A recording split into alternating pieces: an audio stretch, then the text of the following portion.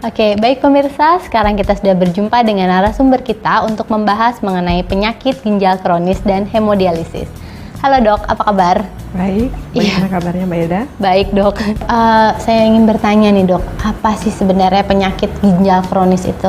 Ya, penyakit ginjal kronis atau yang dikenal dengan nama chronic kidney disease, disingkat dengan CKD, adalah suatu penyakit ginjal menaun diderita lebih dari 3 bulan, baik dengan penurunan fungsi maupun tanpa penurunan fungsi.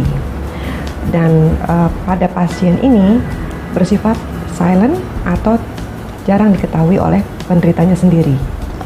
Kemudian perlahan kondisi ini akan menjadi lebih berat sehingga mencapai stadium akhir yang disebut dengan end-stage renal disease.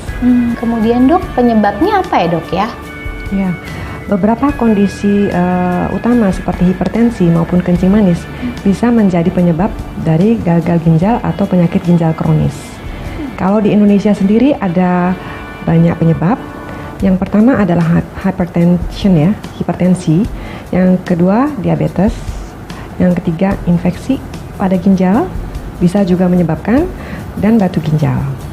Ada juga kondisi keradangan ginjal secara umum dan diikuti dengan penyakit autoimun seperti lupus.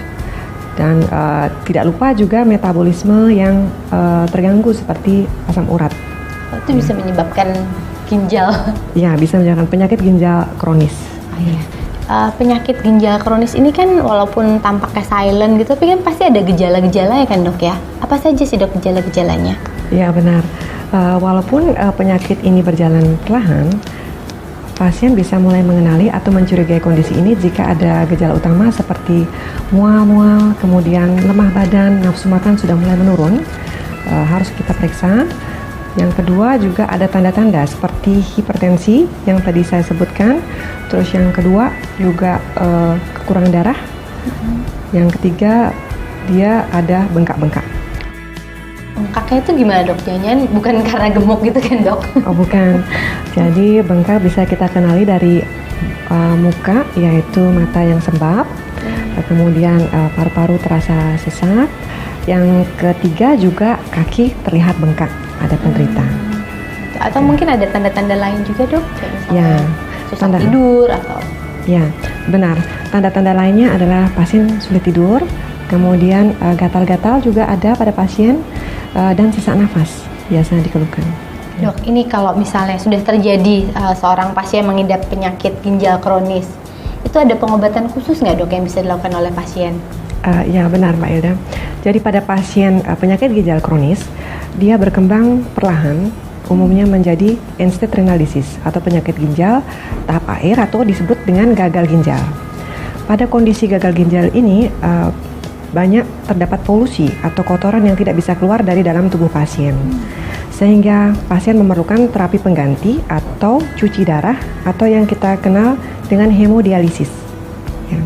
Selain itu juga terdapat terapi lain, yaitu terapi pendukung seperti mengendalikan hipertensi, mengendalikan kencing manis, dan mengendalikan faktor metabolisme yang lain. Oh, jadi faktor kayak istilah faktor bawaannya dikendalikan gitu dok ya? Iya benar. Faktor yang pendukungnya itu ya? Iya, seperti hipertensi, kencing manis. Karena semakin tinggi kondisi itu tidak terkendali, semakin merusak sel-sel di dalam ginjal sendiri.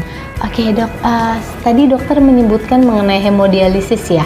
Iya, betul. Nah, itu bisa dijelaskan nggak sih dok, apa sih sebenarnya hemodialisis itu? Ya, hemodialisis adalah suatu terapi untuk mengeluarkan darah pasien, kemudian dibersihkan melalui suatu alat, melalui mesin juga. Alat ini sebagai pengganti ginjal pada manusia yang disebut dengan dialiser. Dialiser untuk mengeluarkan darah sehingga dapat menuju ke dialiser diperlukan suatu akses, sehingga melalui akses inilah darah keluar dan menuju pasien kembali. Akses ini dibuat melalui pembedahan, biasanya dilakukan di lengan bawah. Oh begitu dok. Ya. Dok, berapa kali sih dok seorang pasien ginjal kronis ini bisa melakukan hemodialisis? Ya Mbak Ida, biasanya pasien ginjal melakukan hemodialisis sebanyak 2 sampai dengan 3 kali per minggu, dan itu dilakukan secara teratur.